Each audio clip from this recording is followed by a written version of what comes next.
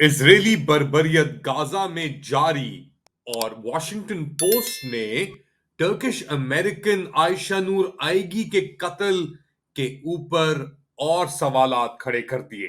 Late Ali show you के एक और एपिसोड में आप सबको खुशामदीद। Do like subscribe and share this content. अक़वाम मुत्तहिदा ने के चीफ गुतेरेस साहब के ऑफिस से स्टेटमेंट आ रहा है कि उनके 6 वर्कर यानी 6 अक़वाम मुत्तहिदा के वर्कर इजराइल ने गाजा में मार दिए हैं। तो आप अंदाजा लगा लें कि अब अक़वाम मुत्तहिदा भी खुल के सामने आ गया है। बेसिकली कह रहा है कि इजरायली बर्बरियत जो है ये इस तरह नहीं चल सकती। अच्छा, इसके जवाब के अंदर जो इजरायली आपके ऑनवॉय कह लें आप, जो जो अक़वाम मुत्तहिदा के अंदर हैं, ये भी बहुत ही एक अजीब और गरीब किस्म के आदमी है। डैनी दनॉन इनका नाम है। इनकी फैमिली मोरक्को से ओरिजिनली आई थी, मगर हैं ये इजरायली। और ये जो बातें करते हैं ये नेतन्याहू साहब का ही बेसिकली एक बयान आगे लेके आते हैं और ये कह रहे हैं कि ये बिल्कुल हमें नामंजूर है। गुतेरेस साहब का जो बयान आया है ये बिल्कुल में नामंजूर है।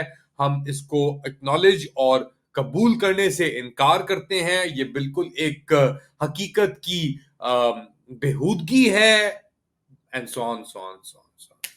हकीकत की बेहूदगी बेहूदगी गुतेरेस साहब का बयान है कि इजरायली बर्बरियत भाई हमारे 6 बंदे मार दिए, जो 45,000 लोग मारे हुए हैं उसके अंदर कोई इशू नहीं है, सॉल गुड। एक ब्लैंक चेक मिला हुआ है इसराइल को, और वो ब्लैंक चेक इसराइल को अमेरिका ने दिया हुआ है। और इसराइल को अमेरिका ने इसलिए दिया हुआ है ब्लैंक चेक क्योंकि जो इसराइल के इर्द गिर्द ममालिक हैं वो सब अमेरिका के पिट्ठू हैं। 1.3 अरब डॉलर अब फ्रेश एड दे रहा है अमेरिका इजिप्ट को, ओवरराइडिंग राइट्स और कंडीशंस के साथ। इसका क्या मतलब है, अब पढ़ के आपको जरा सुनाता हूं। Biden administration is overriding human rights conditions on military aid to Egypt, यानी जो मिस्र की तरफ अमरीकी पैसे जा रहे हैं जो हिंच कर रहे थे कि यार कि आप ह्यूमन राइट्स वायलेशन तो नहीं कर रहे, हम आपको पैसे तभी देंगे कि अपना अगर आप नहीं करेंगे, वो अब ओवरराइड कर रहे हैं for the first time during this administration, despite ongoing concerns over human rights in the country. और ये अनाउंसमेंट क्यों आ रही है, वो क्योंकि इजिप्ट ने, खैर ये तो अभी इन्होंने दिए हैं 7 या पता नहीं 8 अरब डॉलर यूरोपियन यूनियन आई थी देने के लिए, यूरोस देने के लिए आए थे, और अब इनको और पैसे दिए जा रहे हैं क्योंकि ये जो इसराइल के अंदर गाजा के अंदर जो मामला चल रहे हैं, इजिप्ट ने उसके अंदर एक बहुत ही अहम किरदार अदा किया है। वो क्या अहम किरदार है, बेसिकली रफा बॉर्डर क्रॉसिंग को ज्यादातर बंद रखा गया, बहुत अच्छी कोऑर्डिनेशन रही, अच्छे बच्चों की तरह उन्होंने बिहेव किया। जो कतर के अंदर टॉक्स चल रही हैं उसके अंदर ही मीडिएशन हुई, कायरो के अंदर भी वो मीडिएशन पर शिफ्ट हुई। तो सीसी साहब को एक तरीके से अनाया जा रहा है कि आप इतना अच्छा कर रहे हैं, थैंक यू सो मच, ये ले आपके लिए 1.5 अरब डॉलर और पकड़े। अच्छा, 320 मिलियन डॉलर यूजुअली जो होते हैं वो कंडीशंस के ऊपर बेसिकली रोक लिए जाते थे, जो क्योंकि हर साल इजिप्ट को 1.3 अरब डॉलर मिलते हैं अमेरिका से मिलिट्री एड के ऊपर। उसके अंदर से 320 मिलियन डॉलर हमेशा रोके जाते थे यार, ये ह्यूमन राइट्स इन सब चीजों के लिए। मगर इस बार ले लो भाई, कोई मसला नहीं है, ये ले आप 225 मिलियन डॉलर, ये आपकी रिक्वायरमेंट है और बहुत सारी चीजें।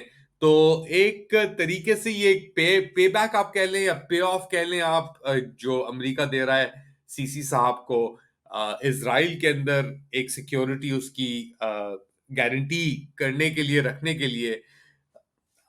Palestinian lives are not worth much, मगर ये जो सब चीजें, ये जो सब हरकतें हैं, एक तरीके से ये फायदा करती हैं अमेरिका के जो दुश्मन हैं उन्हें, क्योंकि इतनी नफरतें अब फैल चुकी हैं इस पूरे एरिया के अंदर, इस पूरे सेटअप के, इस निजाम के खिलाफ। एक तरफ इसराइल से लेकर दूसरी तरफ पाकिस्तान तक, ये जो पूरा एरिया है ये यरगमाल करने की कोशिश की गई इसके अंदर। अच्छा, ईरान ने अब जो स्टैंस लिया है वो बहुत इंपॉर्टेंट स्टांस है, और ईरान को अब ये बुनियाद बना रहे हैं यूक्रेन और रशिया के इशू के ऊपर, क्योंकि खबर क्या चली है जी कि ब्लिंकन साहब ने कहा है कि रशिया के पास ईरान से बैलिस्टिक मिसाइल आए हैं। यानी इमेजिन करें, रशिया के पास इतना बड़ा मिलिट्री इंडस्ट्रियल कॉम्प्लेक्स है, पता नहीं कितने रेंजेस के उनके पास मिसाइल होंगे। अब ये कह रहे हैं ब्लिंकन साहब कि जी ईरान ने जी हाँ, ईरान ने रशिया को वेपनरी प्रोवाइड की है और शिपमेंट्स रिसीव की हैं बैलिस्टिक मिसाइल्स की। Short range ballistic missile, short range से मुराद होगी मेरे ख्याल से कोई अगर 100 150 किलोमीटर, 200 किलोमीटर, 300 350 किलोमीटर तक, up to 500 kilometre I think short range missiles आते हैं। उसके बाद 500 से 1000 मीडियम रेंज के अंदर आते हैं और फिर 1000 से ऊपर या 1500 से ऊपर लॉन्ग रेंज मिसाइल्स। मगर ये शॉर्ट रेंज बैलिस्टिक मिसाइल्स की ईरान सेल कर रहा है और अमेरिका कह रहा है कि ये जो सेल है इसके बाद रशिया के पास मोर उसके टारगेटेड अटैक्स की कैपेसिटी आ जाएगी। अच्छा, एक बात इसके अंदर जरूर है, ईरान से रशिया ने जब ये जंग शुरू हुई थी उसके कुछ अरसे बाद शाहिद ड्रोन्स लिए थे। ये कामाकाजी ड्रोन्स थे, बेसिकली ये टारगेट की तरफ जाते हैं और यही बेसिकली ड्रोन जो शहीद ड्रोन्स थे ईरान ने इजराइल के खिलाफ भी इस्तेमाल किए थे। आपको याद अगर पड़ता है कि उन्होंने सैकड़ों की तादाद में ये ड्रोन चलाए थे, वो बहुत घंटों बाद पहुंचे थे, बहुत सारे उसके ऊपर शूट डाउन भी हो गए थे, जॉर्डन के ऊपर, इराक के ऊपर अमेरिका ने शूट डाउन किए थे। मगर ये जो शाहिद थी इसकी बड़ी इफेक्टिव यूक्रेन के अंदर मैं तो पहली बार भी देखा, यानी फर्स्ट हैंड देखा हुआ है कि कहाँ ये अटैक कर रहा था, क्या डैमेज हो रही थी, क्योंकि ये बेसिकली एक तरीके से डम क्रूज मिसाइल्स हैं। आप एक डायरेक्शन सेट करते हैं, प्रोग्रामिंग करते हैं, हाँ इसके पास थोड़ा यानी कॉम सैटेलाइट से कुछ ना कुछ तो आता होगा, मगर ये एक डायरेक्शन को लेके और ट्रेजेक्टरी को लेके जाके ये टारगेट करते हैं और यूक्रेन के अंदर डेफिनेटली इन्होंने बहुत नुकसान पहुंचाया था।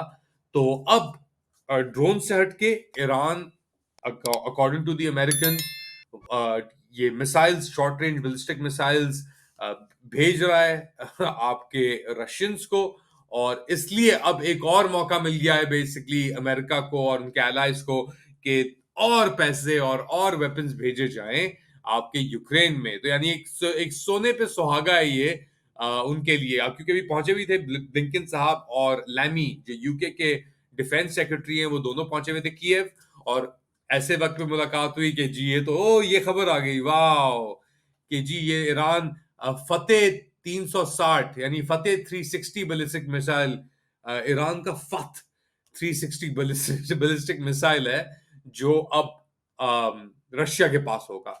तो इसके अंदर क्या प्रोपेगेंडा है, क्या हकाइक हैं, क्या हकीकत है? रशिया भी ऑब्वियसली डिसइंफॉर्मेशन के अंदर माहिरीन है वो, मगर ये ऐसे मौके के ऊपर के ईरान के ऊपर इजराइल का इशू भी चल रहा है, उसके अंदर आप इसको ईरान को भी कनेक्ट कर दें इस पूरे पजल के अंदर, तो एक एक्साइटिंग चीज हो जाती है ना। अच्छा, इसके अंदर दो रुकन है, एक तरफ है इजराइल और एक तरफ है यूक्रेन। यूक्रेन की जब बात करते हैं तो इतना इंपैशन नहीं होता, यानी इतना एक्साइटमेंट नहीं क्रिएट होती अमेरिका के अंदर और ये सब फॉलोअर्स। जब इसराइल की बात होती है और ईरान की बात होती है तो बहुत एक्साइटमेंट हो जाती है, पैसे भी आ जाते हैं उस सिचुएशन के अंदर। और यही हमने देखा अमेरिका के अंदर कि यूक्रेन को लेकर ट्रम्प साहब फॉर एग्जांपल, मैं पैसे नहीं दूंगा, काट देंगे हम पैसे। इजराइल को लेकर सवाल ही पैदा नहीं होता कि कोई ऐसी बात हो या कोई ऐसा कर भी सके। और इवेंचुअली आपको ये बात समझनी पड़ेगी कि जो ग्लोबल ऑर्डर है जिस तरीके से चल रहा है, चाहे वो जंग हो, चाहे वो ग्लोबलाइजेशन हो, चाहे वो ये इकोनॉमिक वॉर्स हो जो अमेरिका और चाइना के दरमियान, इन सब की बुनियादी चीज है at the centre of it पैसा। पैसा, और पैसा किस तरह आता है? ग्लोबल डोमिनेशन ऑफ ट्रेड से आता है। ट्रेड किस तरह ग्लोबली डोमिनेट करते हैं? आप मिलिट्री बेसिस बना के, अलायंसेस करके, पैक्ट्स करके। अब ये फॉर एग्जांपल ब्रिक्स की जो अलायंस है, ये एर्दोआन साहब ने फॉर्मल रिक्वेस्ट डाल दी है तुर्किया की शमूलियत ब्रिक्स के अंदर होने की। अब वो आते नहीं आते। अब ईयू के अंदर भी क्वेश्चन चल रही थी, मगर ईयू एक पुराना मॉडल हो गया है। अमेरिका नाफ्टा को लेके अभी भी बहुत बड़ा एक चंक है, ब्लॉक है, मगर अब ये ब्रिक्स का आना है इसके अंदर, तो ये नई अलायंसेस, नए ब्लॉक्स बन रहे हैं, मगर इसके पीछे ऑब्वियसली मिलिट्री माइट का भी एक बहुत बड़ा किरदार होता है कि आप अपने पैसेजेस को सेफ रख सकते हैं। फॉर एग्जाम्पल अभी ये जो इसराइल और ये गाजा के अंदर को लेकर जो आपका रेड सी का जो वो है रूट, बहुत क्रिटिकल रूट है, जो बाब अल मंदब से गुजरता है और सुएज की तरफ जाता है, एश्केलॉन की तरफ जाता है, इसके ऊपर प्रेशर पड़ने से अब वो कह रहे हैं यमनी फॉर एग्जांपल कि हम यार चाइनीज शिप्स को जाने दे रहे हैं, रशियन को जाने दे रहे हैं, मगर ये अमेरिकन, इजरायली या जो भी यूरोपियन ममालिक या जो इसराइल को सपोर्ट करता है उसकी शिप्स को हम टारगेट करेंगे। अब उनके खिलाफ जंग भी हुई थी, मगर अभी भी हुती वहां मौजूद हैं, उनको आप नहीं हटा सकते। तो बहुत ही एक इंटरेस्टिंग चेंजेस आ रही हैं पूरे ग्लोबल ऑर्डर में, और इंटरनेशनल रिलेशंस के ऊपर भी इसका इफेक्ट होगा। ऑफ कोर्स ये नेशन स्टेट का कॉन्सेप्ट के foreign policy, currency, all of that in the purview of the sovereign state, ये शायद हमारे सामने चीजें ना रहें। हम अफगानिस्तान की बात करते हैं, पाकिस्तान के केपी के प्रोविंस के अंदर वहां के चीफ मिनिस्टर ने कह दिया यार हम अफगानिस्तान से डायरेक्टली डील करेंगे। ये अनप्रेसिडेंटेड नहीं है कि कोई province, border state, for example ये अमेरिका कनाडा की बात होती है तो विस्कॉन्सिन लगता है कनाडा के साथ बॉर्डर पे है। विस्कॉन्सिन की अपने ताल्लुकात हैं कनाडा के साथ, ट्रेड के ऊपर हो गए, बॉर्डर सिक्योरिटी के ऊपर हो गए, और चीजों के ऊपर हो गए। तो ये चीजें हैं, ये अनप्रेसिडेंटेड नहीं है, मगर पाकिस्तान जैसी वॉलेटाइल जगह में फॉर एग्जांपल जहां पे, या इसराइल फलस्तीन जैसी ऑक्यूपाइड टेरिटरीज जैसी जगहों के ऊपर ये कॉन्सेप्ट ज्यादा फ्लूइड है। और अब एक नया पैराडाइम शायद इंट्रोड्यूस हो के beyond this idea of nation state, या इस तरीके से अलायंसेस ज्यादा मुस्बत फोर्ज हो या ना हो। दूसरी तरफ यूरोप के अंदर ज्यादा स्टेट्स के ऊपर ज्यादा इन्फ्लुएंस है, फार राइट का इन्फ्लुएंस ऊपर जा रहा है, फोर्ट्रेस यूरोप की बातें हो रही हैं। तो अब एक इन्फ्लेक्शन पॉइंट है मेरे ख्याल से दुनिया के अंदर। अब देखते हैं किधर जाता है ये लेके निजाम को, बट डेफिनेटली डेंजरस तो है, एक्साइटिंग भी है। और ऑब्वियसली ये डिटरमिन करेगा आगे अगले 80 साल का कोर्स जो अगले 5-10 सालों में होने वाला है दुनिया के अंदर, उस चीज को लेकर आपका क्या ख्याल है? Do let me know in the comment section and do like, subscribe and share this content. अपना ख्याल रखिएगा, अगली बार तक अल्लाह हाफिज।